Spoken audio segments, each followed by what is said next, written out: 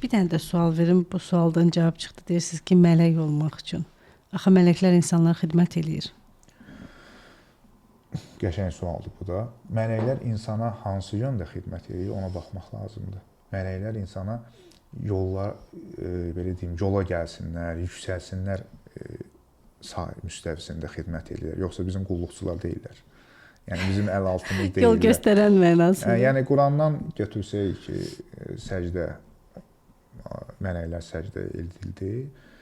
Yəni ümumiyyətlə Qurandakı mələkə kəlməsinin mənası istifadə edilmiş hər şeydir. Yəni Qurani mənası da, orada alt mənası, yəni fiziki hansısa bir qanadlı quşlardan söhbət getmir. Yəni məsəl üçün iblis səcdə eləmədi, sualını verərdiniz ki, niyə eləmədi? İblis egomuzdur bizim. Amma iblis yaxşı mələkdir. O mənada ki, o olmasa biz nə karyer eləmək istəyirik, nə özümüzü hansı bizə qarşı haqsızlıq olanda müdafiə eləyərik. Yəni bunları bilmək lazım. Sadəcə orada nədir məsələ? Biz egomuzu artıq həddini aşdıranda onu şeytanlaşmağa qoymalı deyirik. Yəni o şeytanlaşmasını artırmamalı. Bəli, onu həddində eləmək lazımdır. Bir dənə də sual verdim. Belə bir şey var. Məsələn, bütün kitablar dinləri təbliğ eləyir. Bəs şeytanın kitabı yoxdur? Şeytanın kitabı elə deyil, dünyada. Dünya hamısı kitab. Yəni bütün qabağımıza çıxan bütün bərbəzəklər onun kitabıdır da.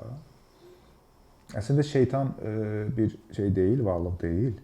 Şeytan sifətdir. Yəni hansısa bir varlıq deyil, elə bir varlıq yoxdur şeytan adlı varlıq. Elə bir şey iblis olsa yenə deyərəm hə.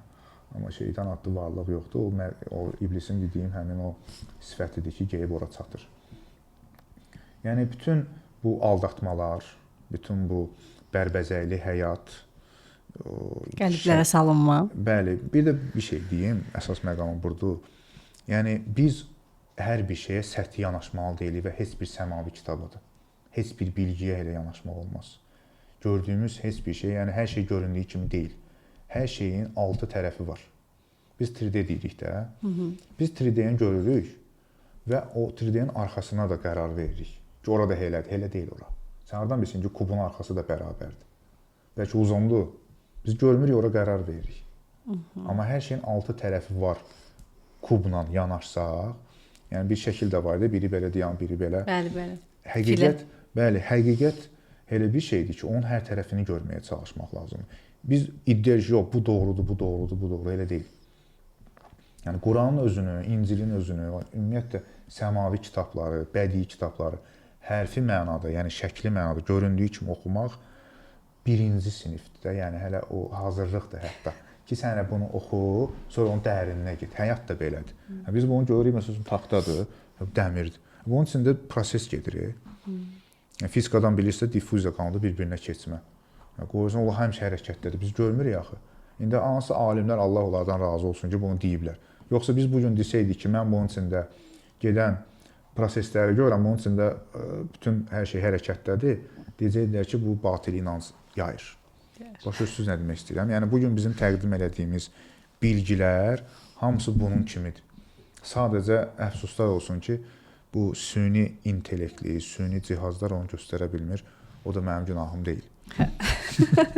Bu belə olmalıdır da. Hə, yəni tapsınlar, göstərsinlər. Mənim dərdim də yoxdur kiməsə nəsə sübut eləyim. Yəni həqiqətən doğru olaraq biz heç vaxt kiməsə hansısa bilgini yeritmək və ya hansısa bir